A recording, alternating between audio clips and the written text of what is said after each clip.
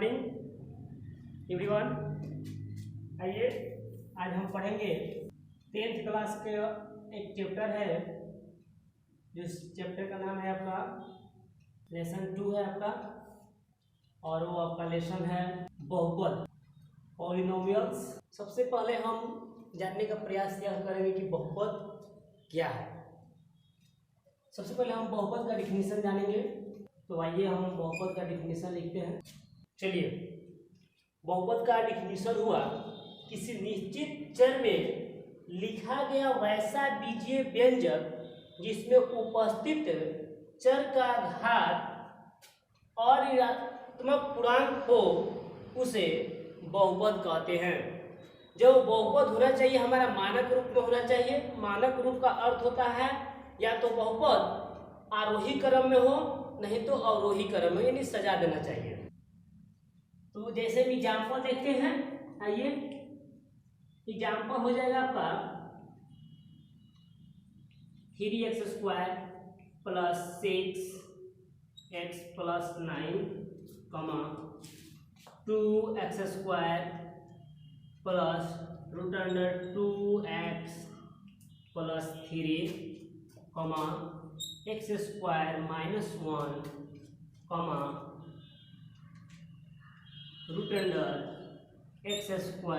etc लिख सकते हैं हम। देखिए, जो भी आप पावर लिए हैं सब क्या है, धनात्मक पूर्णांक है। यहाँ पर देख रहे हैं एक निश्चित चर x में लिखे हम व्यंजक को, बहुपद को, और यहाँ पर देख रहे हैं कि ये भी क्या है, इसका वर्गमूल निकालेंगे तो x² का निकालेंगे तो x हो जाएगा।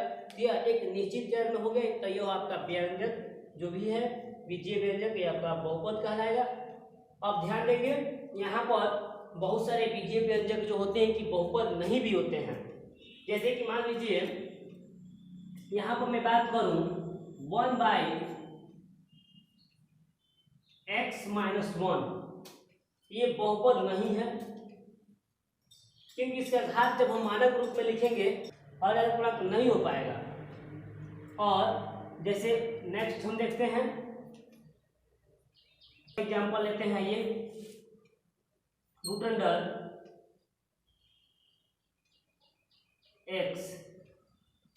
√x की बात करते हैं, तो जब इसको मानक रूप में लिखेंगे तो x के पावर हो जाएगा 1/2।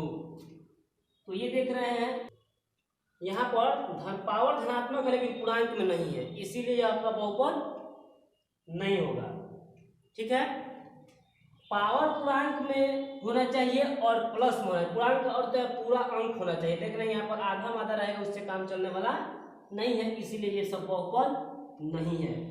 बहुपद नहीं है, बहुपद नहीं है। नहीं है, क्यों नहीं है? तो क्योंकि घात पूर्णांक नहीं है, नहीं है क्योंकि घात पूर्णांक नहीं है। अब देखिए नेक्स्ट, और माइनस में भी लिख देते हैं तो वो भी बहुपद नहीं होगा। जैसे कि मान लीजिए कि यहाँ पर मैं लिख दूँ x⁻⁵, तो ये भी बहुपद नहीं है। ठीक है, क्योंकि हम घात देख रहे हैं माइनस में है, इसलिए बहुपद नहीं है। समझ गए होंगे आप लोग बहुपद।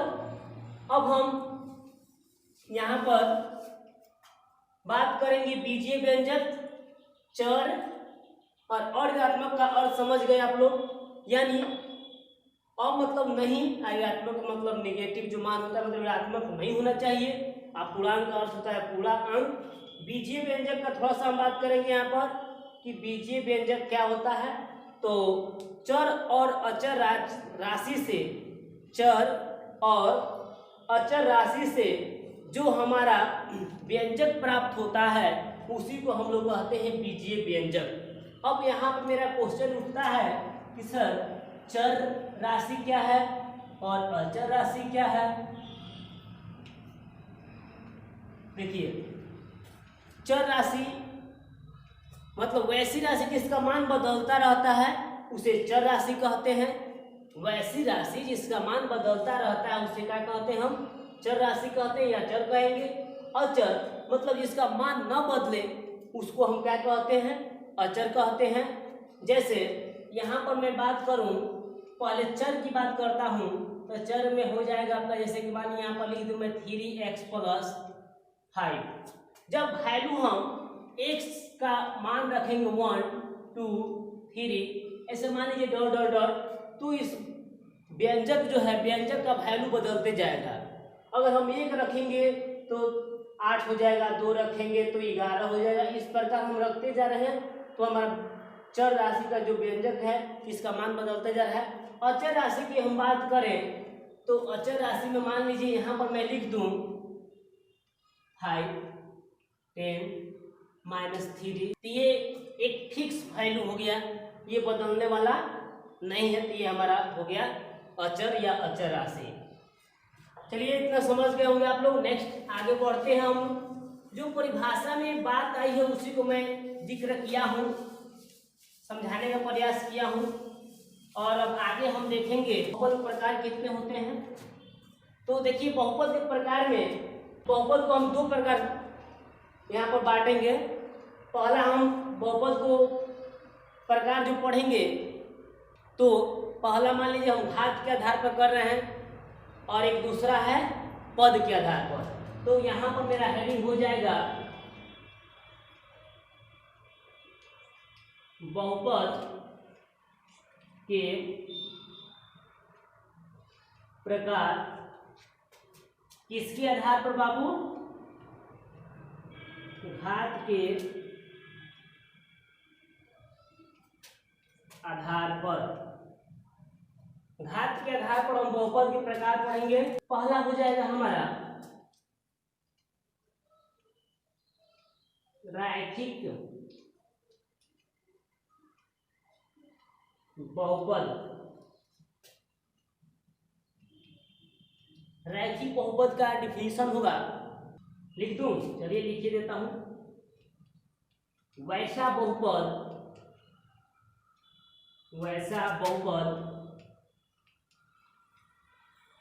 जिसका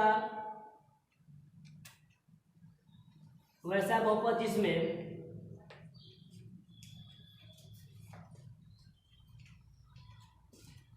चर का घात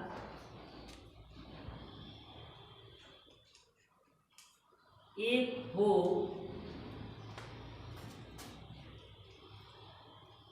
उसे रैखिक बहुपद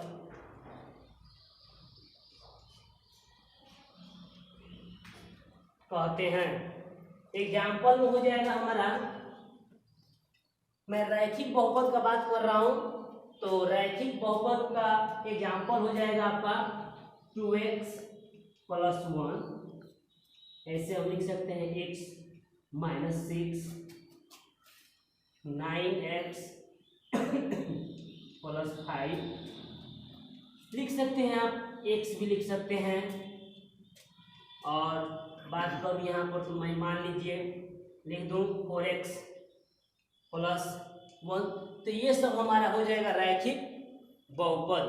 चलिए इसकी एक रिमार्क देखते हैं, इसका स्टैंडर्ड फॉर्म क्या है, व्यापक रूप क्या है। तो रैखिक बहुपद का रिमार्क में हम देखेंगे रैखिक बहुपद का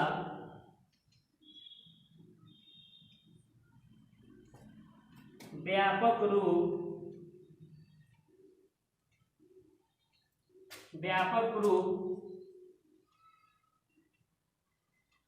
ax + b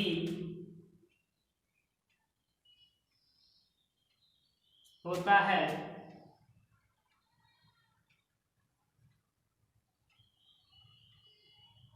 जहां a ≠ 0 तथा a b belong to r। a और b कोई वास्तविक संख्याएं हैं और x हमारा हो गया चर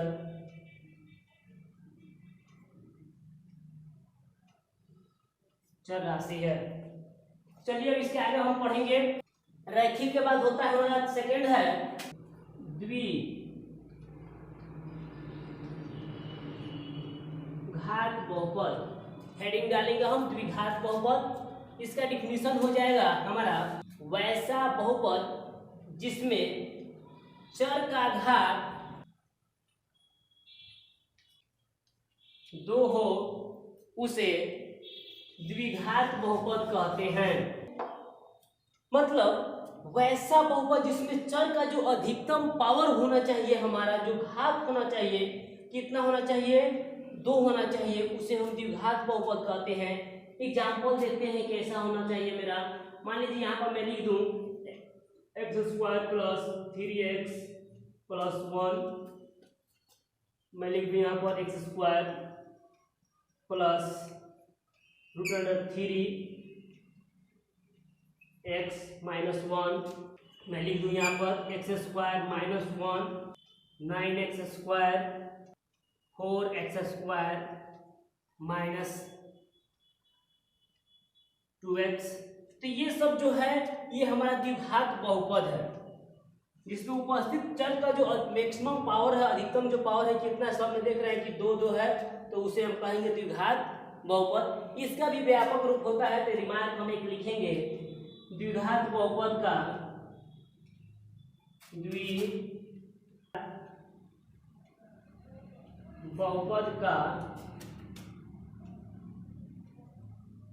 व्यापक रूप होता है हमारा ax² plus bx plus c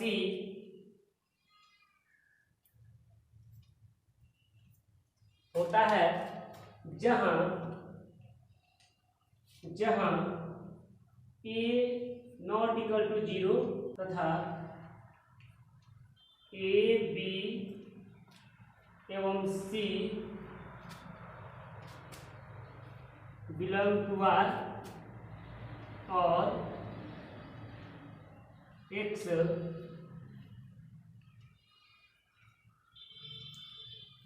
चर है। आइए इसके बाद हम नेक्स्ट रिमार्क हो गया द्विघात बहुपद का व्यापक रूप ax² plus bx plus c होता है, जहां a नॉट इक्वल टू 0 तथा a b c इसको बिलोंग टू पढ़ते हैं r एवं x जो है हमारा चर है। अब नेक्स्ट हो जाएगा हमारा त्रिघात बहुपद। देखिए त्रिघात बहुपद का डिफिनीशन हो जाएगा, नाम से ही डिफिनीशन निकलता है उसका। त्रिघात का मतलब होता है 3, जिसका घात 3 हो। त्रि मतलब होता है हमारा 3, तो इसका डिफिनीशन हो जाएगा वैसा बहुपद जिसमें उपस्थित चर का घात जो होगा हमारा 3 हो, उसे हम क्या कहेंगे, त्रिघात बहुपद कहते हैं। त्रिघात बहुपद का एग्जाम्पल हो जाएगा मेरा, मैं x चर में ले रहा हूं बहुपद को 9x³ minus 1 x³ 2x³ plus x² minus 1। Next हो जाएगा हमारा x³ माइनस 1। इस प्रकार हम देख सकते हैं कि त्रिघात बहुपद का जो है व्यापक रूप हम लिख सकते हैं। इसका कितना होगा आपका, और देखिए मैं त्रिघात बहुपद की बात कर रहा हूं कि यहाँ पर त्रिघात बहुपद का जो घात है यहाँ पर देख रहे हैं कि अधिकतम घात 3 है सब में, तो ये हमारा त्रिघात बहुपद हो जाएगा। यहाँ भी है त्रिघात बहुपद हो गया हमारा। इसका व्यापक रूप हो जाएगा हमारा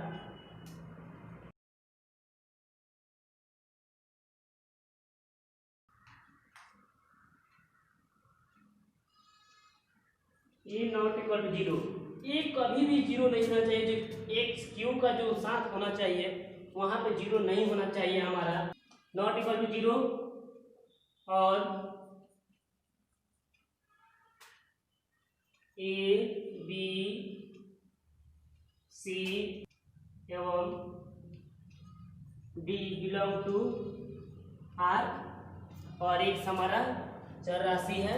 आप समझ गए होंगे कि मैंने घात के आधार पर उसका नाम रख रहा हूँ। तो अगर 4 घात रहेगा तो उसको हम चतुर्थ घात बहुपद कहेंगे। अगर 5 हो जाएगा, उसका पावर 5 हो जाएगा, तो हम उसको पंचम घात बहुपद कहेंगे। यानी घात के आधार पर उसका हम नामकरण कर सकते हैं। अगर इसी प्रकार नेक्स्ट हम उसका नामकरण कर सकते हैं 4 गो 5 गो जितना भी अंक रहे उसको घात को देख करके हम उसका नामकरण कर सकते हैं। इतना ही रहने देते हैं, इसके आगे बढ़ते हैं हम। अब हम बहुपद को प्रकार जो पढ़ेंगे कि पद के आधार पर हम बहुपद को डिफिनीशन कैसे देंगे।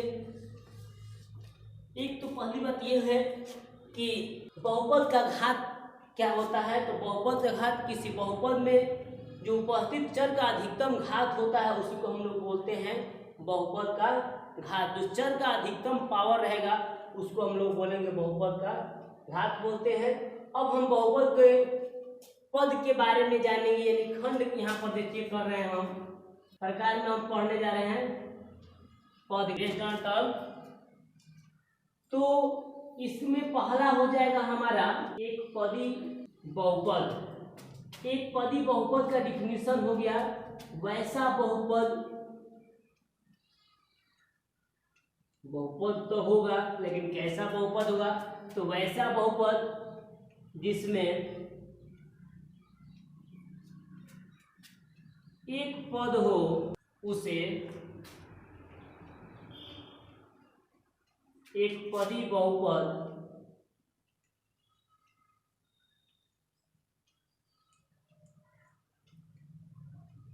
कहते हैं।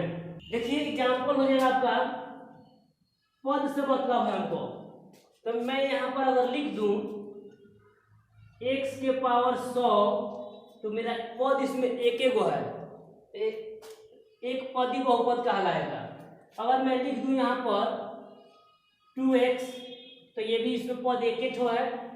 अगर मैं लिख दूं यहाँ पर 5 इसमें पद की जो संख्या वही 1 हो गई। लेकिन फिर हम नेक्स्ट आगे बढ़ते हैं, ये आपका चर बहुपद में चला जाएगा। अब मान लीजिए कि मैं यहाँ पर लिख दूं x की पावर 2, या नेक्स्ट हमारा हो जाए एग्जाम्पल, यहाँ पर मैं लिख दूं x 6x minus 5x etc। मतलब हमको पद से मतलब रखना है कि इसमें पदों की जो संख्या होनी चाहिए एक होनी चाहिए, तो उसे हम रैखिक बहुपद कहते हैं।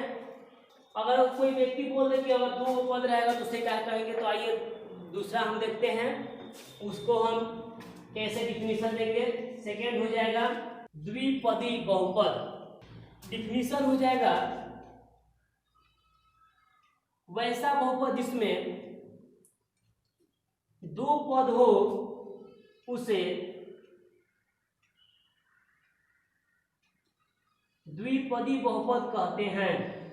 जैसे मान लीजिए मैं लिख दूं यहाँ पर x स्क्वायर माइनस 1, मैं यहाँ पर लिख दूं x माइनस 6, इसमें पद हो रहा है 1 2 पद है। यहाँ पर मैं लिख दूं y प्लस 1, इसमें भी पद कितने हैं 1 2 है। पद जो होना चाहिए हमारा 2 ही होना चाहिए, यही हमारा हो जाएगा द्विपदी बहुपद का एग्जाम्पल। ऐसे हम अनेकों बहुपद का एग्जाम्पल यहाँ पर दे सकते हैं। अब हम बात करेंगे द्विपदी के बाद हो जाएगा हमारा, अब इसका मान लीजिए 3 गो इसमें पद रहे तो उसे क्या कहेंगे, तो उसे हम बोलते हैं, उसका हो जाएगा नाम त्रिपदी बहुपद। यानी इसका डिफिनीशन हो जाएगा 3rd नंबर हो जाएगा हमारा यह वैसा बहुपद जिसमें पदों की संख्या 3 हो उसे हम त्रिपदी बहुपद कहेंगे।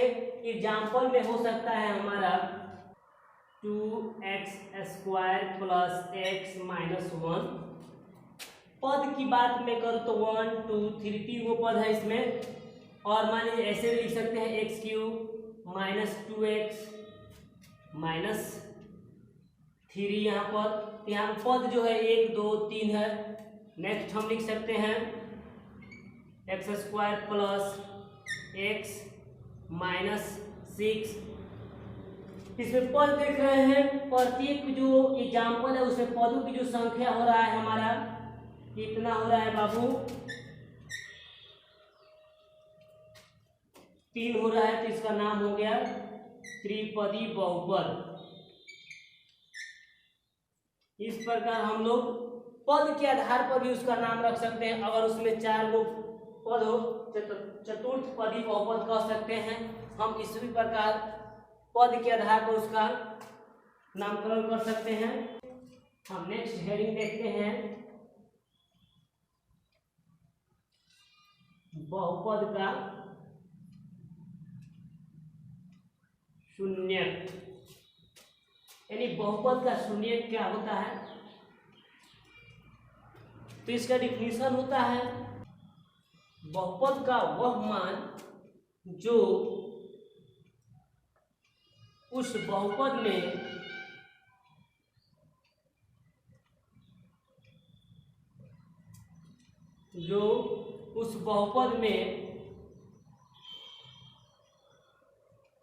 रखने पर शून्य हो जाता है या शून्य के बराबर हो जाता है, तो उसे बहुपद का शून्य कहते हैं। एग्जाम्पल में हम देखते हैं, जैसे कि मान लीजिए एक बहुपद हो गया हमारा px। यहां पर मैं बात कर दूं x + 1, यह एक बहुपद है। इसमें हम कौन सा मान रखें कि हमारा जो बहुपद है शून्य हो जाएगा। तो हम इस बहुपद को हम px = यहाँ पर हो जाएगा 0 से कंपेयर करेंगे। तो px का वैल्यू है x + 1 = 0। तो ये प्लस में रह के माइनस में, तो x - 1, यानी हम इसमें x = -1 रखेंगे तो इस बहुपद का जो वैल्यू होगा हमारा शून्य हो जाएगा। आइए जांच करके देखते हैं कि शून्य हो रहा है या नहीं। px = हो जाएगा हमारा x + 1। x का जो वैल्यू है हमको -1 रखना है। आइए तो यहाँ पर हो जाएगा p1, x का वैल्यू है -1, तो -1 रखेंगे, p -1 हो जाएगा = -1 + 1। देखेंगे यहाँ पर 1 रुपया प्लस में 1 रुपया माइनस में, तो दोनों साइन अलग अलग है और दोनों अंक बराबर तो कैंसिल हो जाएगा हमारा। तो ये हो जाएगा हमारा p - 1 = हो गया 0। तो ये हमारा क्या हो गया, सही है। ये हमारा बहुपद का मान कहा जाता है। इस प्रकार हम अनेकों एग्जाम्पल देख सकते हैं।